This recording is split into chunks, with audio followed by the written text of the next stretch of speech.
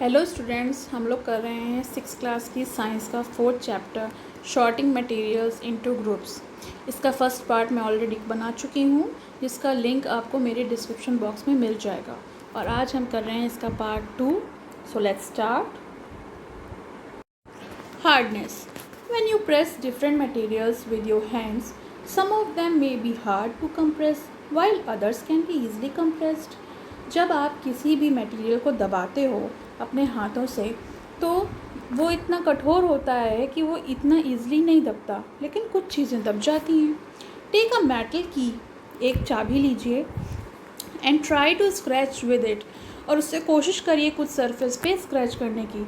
आप जैसे लकड़ी, aluminium, a piece of stone यानी पत्थर, नेल यानी कील, candle, chalk, any other material और ऑब्जेक्ट, जो भी आपको अपने आसपास सामान मिले, आप उस पर स्क्रैच करके देखिए।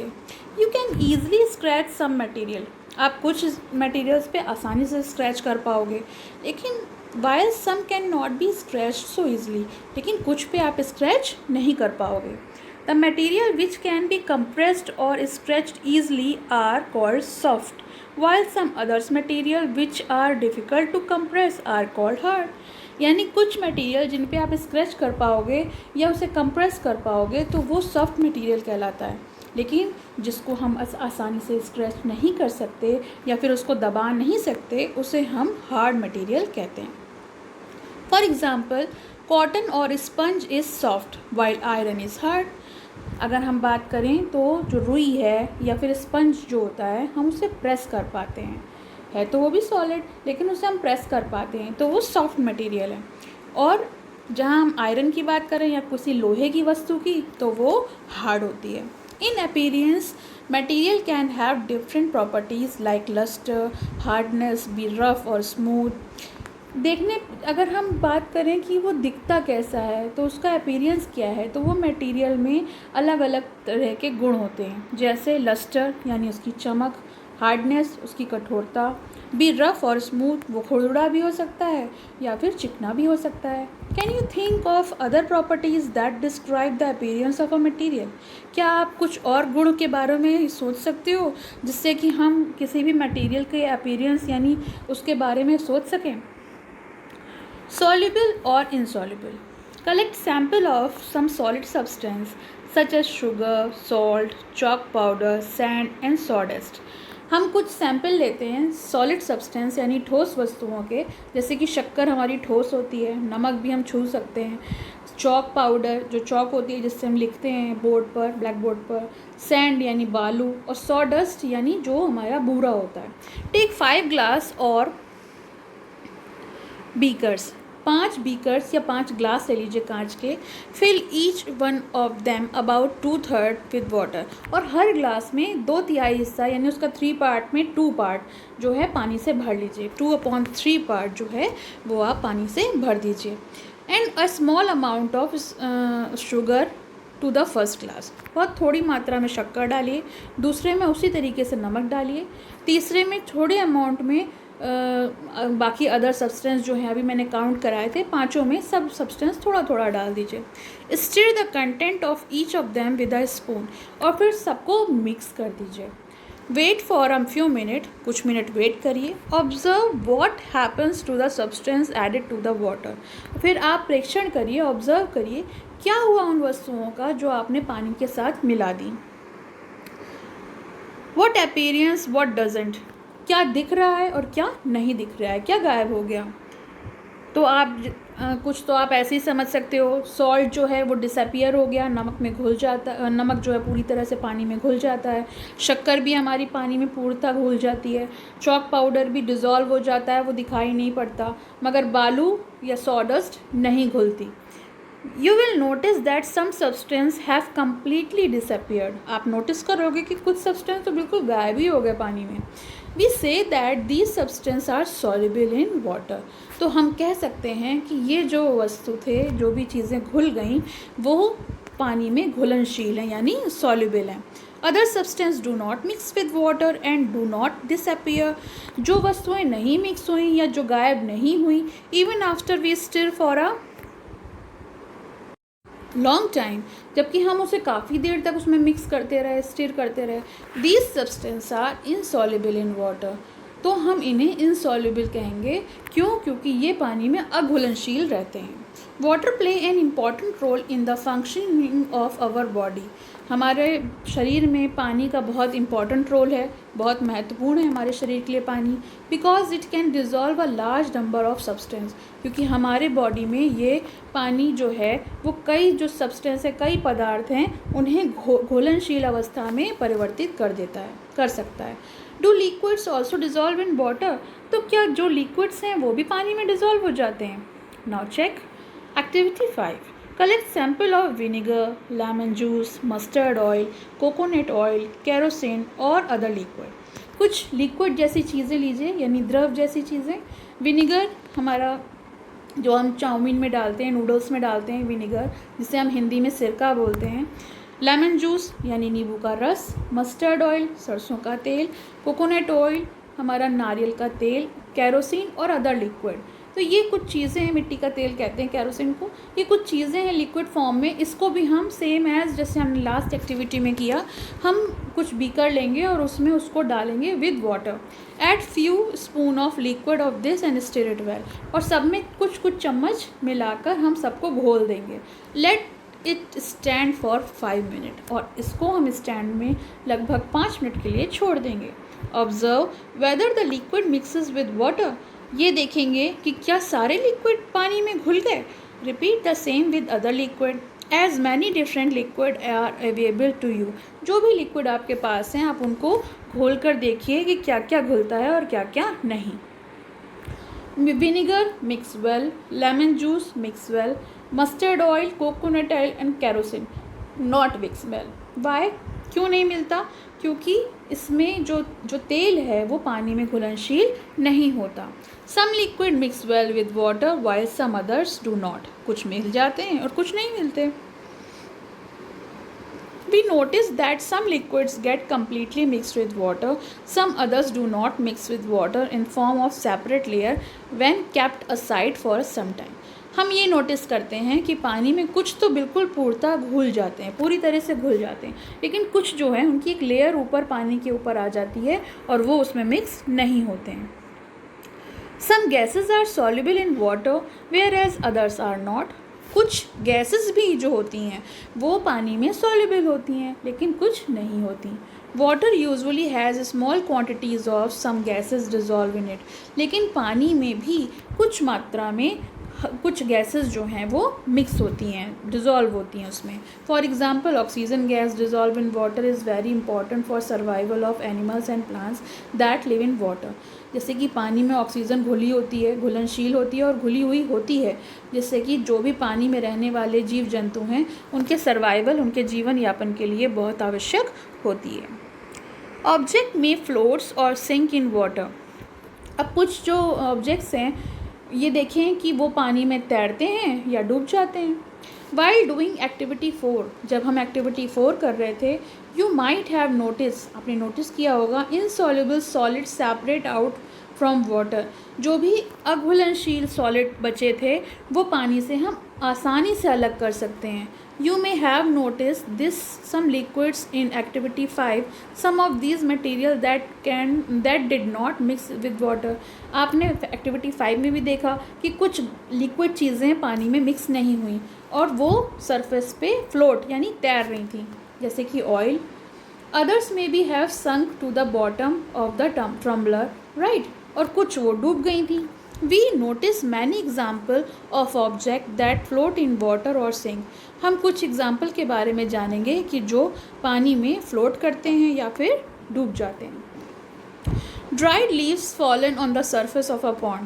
जब पत्तियां सूख जाती हैं और पेड़ से टूटकर तालाब में उसके ऊपर तैरती हैं, दैट मीन्स कि वो लाइट इन वेट होती हैं और इस वजह से वो तैरती हैं। And a stone that you are thrown into this pond few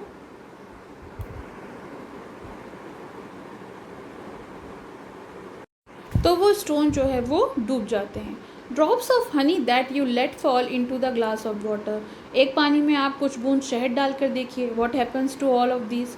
बूझो would like you to give him 5 example each. Boojho को बहुत पसंद है अगर आप उसे 5 एग्जाम्पल दें of objects that float and that sink in water. जो ऑब्जेक्ट फ्लोट करते हैं वो या फिर जो सिंक करते हैं वाटर में, उसके 5 एग्जाम्पल दीजिए। ट्रांसपेरेंसी, ट्रांसपेरेंसी यानी पारदर्शिता, जो हम आर पार देख सकें। तो अब अगर हम किसी आर पार देखने वाली चीज़ की बात करें तो सबसे पहले हमारे दिमाग में ग्लास, कांच की बात आती है। You might have played the game of hide and seek. आपने ज़रूर खेला होगा छुपन छुपाई का game. Think of some places where you would like to hide so that you are not seen by others. सोचिए वो जगह जब आप कहीं छुपते थे और कोई आपको ढूंढ नहीं पाता था। Why did you choose those place? आप ऐसी जगह क्यों ढूंढते थे? Would you have to tried hide behind a glass window? क्या आप कभी भी कांच की विंडो के पीछे छुपना पसंद करोगे? Obviously not. आप बिल्कुल भी ऐसा नहीं करोगे, बिकॉज यू नो दैट कि कांच के आर पार आपको कोई भी दोस्त पकड़ लेगा और जो दोस्त है वो आपको फाइंड आउट कर लेगा और आप हार जाओगे। Can you see through all the material? क्या आप सारे मटेरियल्स के आर पार देख सकते हो? दो सब्सटेंस और material through which things can be seen that are called transparent. यानी जिन वस्तुओं के आर पार हम देख पाते हैं, हम उन वस्तुओं को ट्रांसपेरेंट या पारदर्शी कहते हैं। Glass, water, air and some plastic are example of transparent material. तो अगर हम ट्रांसपेरेंट मटेरियल के कुछ एग्जाम्पल के बारे में बात करें तो उसमें से कांच, पानी, हवा और कुछ प्लास्टिक होती है ऐसी जिसके आर पार हम देख पाते हैं। Shopkeeper usually prefer to keep biscuit, sweets and other eatable in transparent container of glass. जो भी दुकानदार हैं वो खाने पीने की वस्तुएं जैसे बिस्किट है, स्वीट्स हैं, टॉफ़ी हैं या और भी कोई ऐसी चीज़ जो खाने लायक होती है, जो बच्चों को अट्रैक्ट करती है, वो ट्रांसपेरेंट कंटेनर में रखना पसंद करते हैं। क्यों? बहुत मज़ेदार बात यह है कि बच्चे जो हैं वो उनको देखते हैं और उनकी तरफ अट्रैक्ट होते हैं। That's why, so that buyer can easily see this item. और जो ख़रीदार हैं वो आसानी से उन आइटम्स को देख भी लेते हैं। देखिए 4.8 फिगर में आप देखिए, ये देखिए शॉपकीपर ने सारा सामान कांच के शीशी में या फिर प्लास्टिक जो जिससे आर पार दिख सके उसमें रखा है। On the other hand, there are some material through which you are not able to see। लेकिन कुछ मटेरियल ऐसा भी होता है जिसके आर पार हम नहीं देख सकते। These material are called opaque। तो इस मटेरियल को हम अपारदर्शी या ओपेक कहते हैं। You can't tell what is kept in the closed wooden box. आप नहीं बता सकते कि एक लकड़ी के डिब्बे में क्या रखा है, या फिर एक कार्डबोर्ड के कार्टन में क्या है, या फिर मेटल कंटेनर के अंदर क्या भरा हुआ है। Why? Because these all products are opaque। Wood, cardboard and metal are the example of opaque material। Do we find that we can group all materials and objects? क्या हम सारे materials और objects को grouping कर सकते हैं without any confusion? Okay, let's activity 6 में देखते हैं। Let's see। Take a sheet of paper and look through it towards a lighted bulb। Make a note of your observation।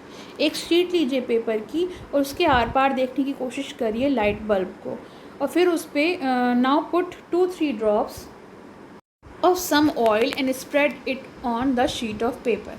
पहले ऐसे ही देखिए, फिर उस पर कुछ तेल की बूंदें डाल दीजिए, फिर देखिए। Look again towards the lighted bulb through that the portion of the paper on which the oil has been spread. जिस पेपर पर आपने तेल डाला था, तेल स्प्रेड किया था, उसे देखिए। Do you find that bulb is more clearly visible then before? क्या आपको लग रहा है कि जो हम पहले देख रहे थे कागज़ पे जिस पे तेल नहीं लगा था, और अब जब देख रहे हैं जिस पे तेल लगा हुआ है, साफ दिखाई पड़ रहा है? But can you see clearly through the oil paper? हम ऑयल पेपर के थ्रू क्लियरली नहीं देख सकते।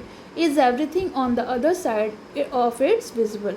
ये सारी चीज़ें जो हैं दिखेंगी तो, लेकिन साफ नहीं दिखेंगी या फिर दिखेंगी ही नहीं। The material through which object can be seen but not clearly are also known as translucent. यानी कुछ चीज़ें जो आर पार दिखाई तो पड़ती हैं पर साफ नहीं दिखाई पड़ती हैं, तो उन्हें हम ट्रांसलुसेंट कहते हैं। ट्रांसलुसेंट मीन्स होता है वो पारदर्शी भी नहीं है, अपारदर्शी भी नहीं है, यानी वो मिड में आता है। उसके आसपास हम थोड़ा सा धुंधला धुंधला देख सकते हैं। Remember the oily patch on paper when we tested food item for presence of fat. जब हमने फैट की प्रेजेंस के लिए फूड आइटम को हमने प्रेस किया था, मैंने इससे लास्ट चैप्टर में पढ़ाया था। जो फूड है, अगर हम फैट का टेस्ट लेते हैं करने के लिए हम फूड को प्रेस करें किसी पेपर से, तो उसमें ऑयल आ जाता है। दैट वॉज ट्रांसलूसेंट टू, वो भी ट्रांसलूसेंट कहलाता है। Can you think some more example of translucent material? We can therefore group material as opaque, transparent and translucent. हम इन सभी को तीनों में ग्रुपिंग कर सकते हैं अगर हम कोई भी प्रैक्टिकल करके देखें। पहली, suggest covering a glass of a torch with your palm at a dark place. किसी भी अंधेरे, पहली यहाँ पे कह रही है किसी भी अंधेरी जगह पे आप जाइए और वहाँ पे टॉर्च के ऊपर अपना हाथ रखिए, तो आपका हाथ जो है वो चमकने लगेगा। Switch on the torch and observe other side of the palm. She wants to know whether palm of your hand is opaque, transparent और ट्रांसलूसेंट। क्या है ये? We learned that material differ in their appearance, that the way they mix in the water and other liquid. हमने ये भी जाना कि जो पानी में वस्तुएं घुलती हैं या फिर नहीं मिक्स होती हैं। हमने ये भी पढ़ा कि कौन सी चीज़ें फ्लोट होती हैं, सिंक होती हैं पानी में, कौन सी चीज़ें ट्रांसपेरेंट हैं, कौन सी चीज़ें ओपेक्यू हैं और कौन सी चीज़ें ट्रांसलूसेंट हैं। Material can be grouped on the basis of similarities and difference in their properties. हम मटेरियल्स को ग्रुप कर सकते हैं, भागों में समूहों में बांट सकते हैं। किस बेसिस पे? समानताओं के और विभिन्न जो उनकी भिन्नताएं हैं उनकी बेसिस पे हम उन्हें ग्रुपिंग कर सकते हैं। Why do we need to group material? लेकिन हमको ग्रुपिंग करने की आवश्यकता क्या है? In everyday life we often group material for our convenience. हम अपनी रोज़मर्रा के जीवन में ग्रुपिंग करना हमारे लिए कन्वीनियंस बन जाता है। At home we usually store thing in such a manner that similar object are placed together. Such an arrangement help us to locate them easily. हम कोई भी चीज़ अपने रोज़मर्रा में सेट कर देते हैं कि यहाँ पे ये रखना है, यहाँ पे ये अरेंज करना है, तो हमें उसे लोकेट करने में या उसे फाइंड आउट करने में आसानी हो जाती है। Similarly a grocer usually keeps all the type of biscuit at one corner of his shop. आपने ग्रोसर को देखा होगा, वो बिस्किट जो है वो एक कोने में रखता है और सोप जो है वो एक कोने में रखता है और अनाज अलग अलग जगह पे ऐसे रखता है कि उसको पता रहे कि हाँ यहाँ पे सारा ग्रेन या पल्स स्टोर किया है। वाई? जिससे कि वो आसानी से उसे ढूंढ ले। There is another reason why we find such grouping useful. इसीलिए ग्रुपिंग यूज़फुल होती है। एक ये भी रीज़न है कि हम किसी चीज़ को आसानी से तभी ढूंढ सकते हैं जब हम उसको ग्रुप में करके रख दें। अगर हम गुलाब के फूल और गेंदे के फूल और सूरजमुखी के फूल सब मिक्स कर दें तो आप क्या कहोगे? ये सारे फूल हैं। लेकिन अगर हम आपसे कहें कि उनको अलग अलग रखो तो आप बहुत जल्दी सारे गुलाब या फिर सारे सूरजमुखी या फिर सारे गेंदे के फूल उठा कर ले आओगे। तो ग्रुपिंग करने से हमारे लिए कोई भी चीज़ को ढूंढना आसान हो जाता है। We will study more about this in higher class. और इसके बारे में हम आने वाले अपने क्लासेस में, जब जो बड़े क्लासेस हैं उनमें और पढ़ेंगे। Thank you for watching my video. Please subscribe my channel. Thank you.